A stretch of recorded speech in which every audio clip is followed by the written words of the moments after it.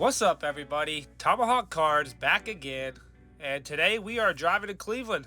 We're going to the National. As you can see there's the company car, free gas in that bad boy.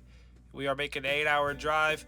Here we are, passing through Cleveland, killing time, trying to keep ourselves entertained, ready to get to the National and start seeing what everybody's got available. There's the Cincinnati Red Stadium, the big guy Elly De La Cruz.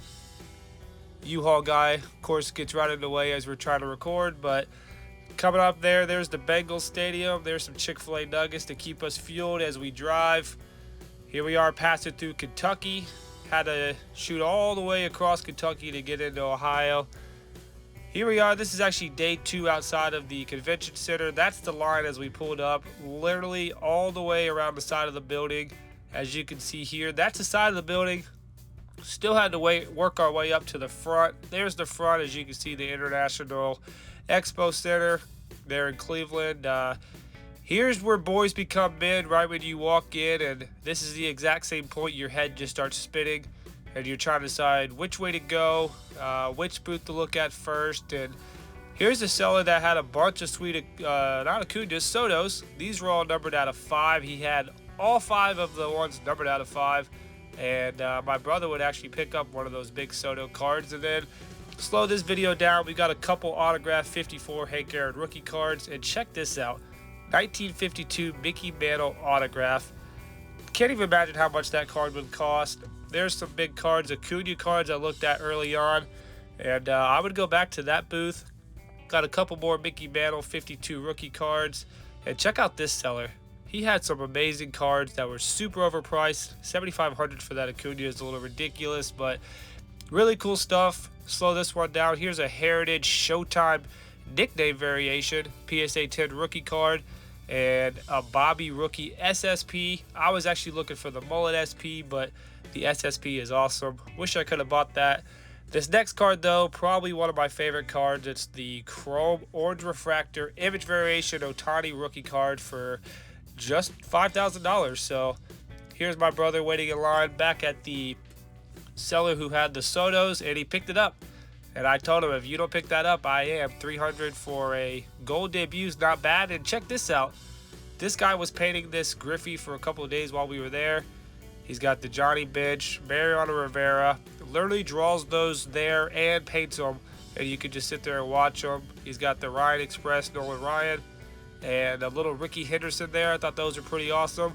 And then check this out. There's Eric Jabs from Jabs Family.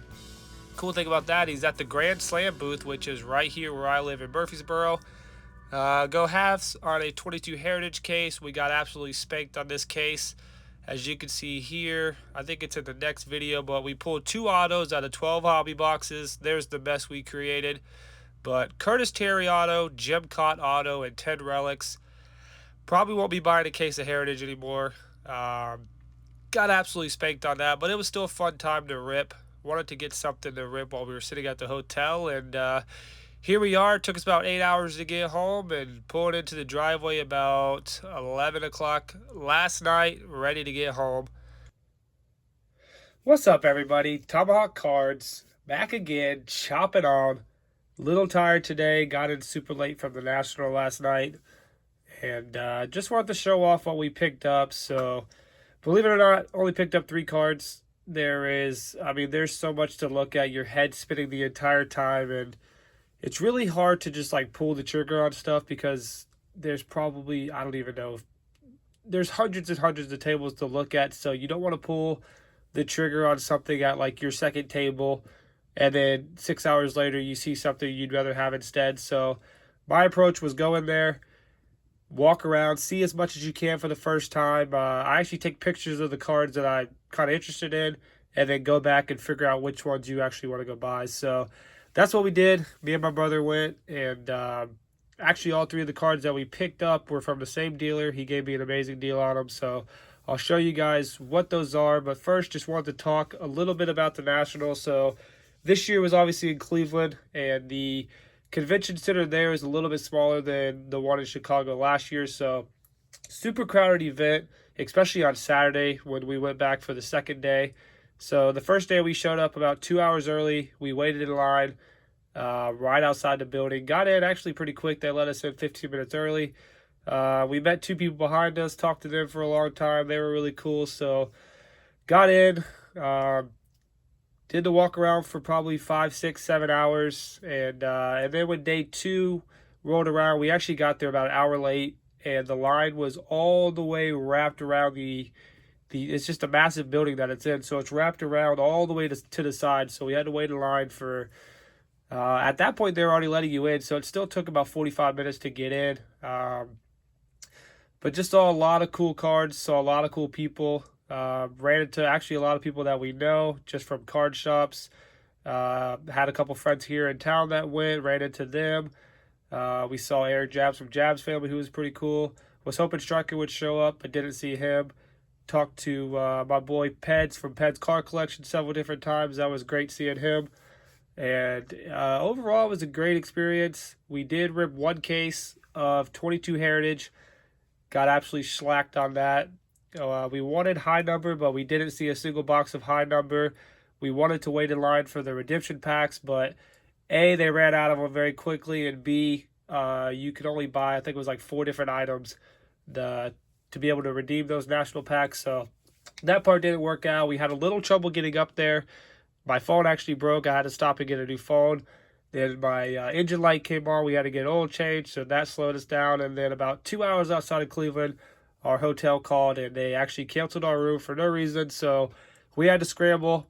Found a pretty crappy Motel 6 to stay at, but it got the job done. So overall, great experience, but enough of me talking. Let's get into what we picked up. Again, saw all 3 of these from the same seller and finally felt comfortable and pulling the trigger on something. I think my heart told me these were some of the cards I want. The one on the back is the main card, but I asked the seller, if I buy all 3 of these, what's the best price you could give me? So the price that he gave me, this card actually ended up being basically free. So it's just the Shohei Ohtani Stadium Club rookie card. It's just the base, but was looking to add any kind of Shohei Ohtani rookie cards to the collection. So next, we have the Mookie Betts, the 2014 rookie debut. This is the gold, numbered out of 2014. Thought this was a sick card. A little bit of an older PSA slab, so might get that reslab, might hang on to it. Not sure yet, but the next one was the big dog, the one that caught my eye. You saw it in the video. Went back and picked it up, and man, I had no expectations on adding this card. Really went to the show this year, not really looking for anything specific, but definitely didn't think I'd be bringing this home with me. And this is actually the black parallel, numbered out of 67. The Ronald Acuna rookie debut, PSA 10. Honestly, couldn't believe it was still there when I went back like 6 hours later. But, man, I'm so happy to add that to the collection. And the one thing I do regret, my brother was looking for a 54 Hank Aaron rookie card, probably in like a PSA 3. And there was so much vintage at the National. Seems like almost every seller just had vintage everywhere. Could have easily picked one up, but they are pricey, so we didn't want to drop that much. But, man, with it just being no taxes and you could just take it home right there, probably should have picked one up. So might be looking to go add one. Might try to find one on eBay or something, or maybe go to some card shows around my area.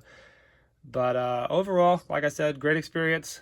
Can't wait for it to be back in Chicago next year. And I think it's going to be in Chicago actually the next 3 years. So that'll be fun. I think that's maybe a little bit of a shorter drive for me than Cleveland, but also a bigger venue. So, yeah, that's all I got for you guys. Hope you enjoyed the video.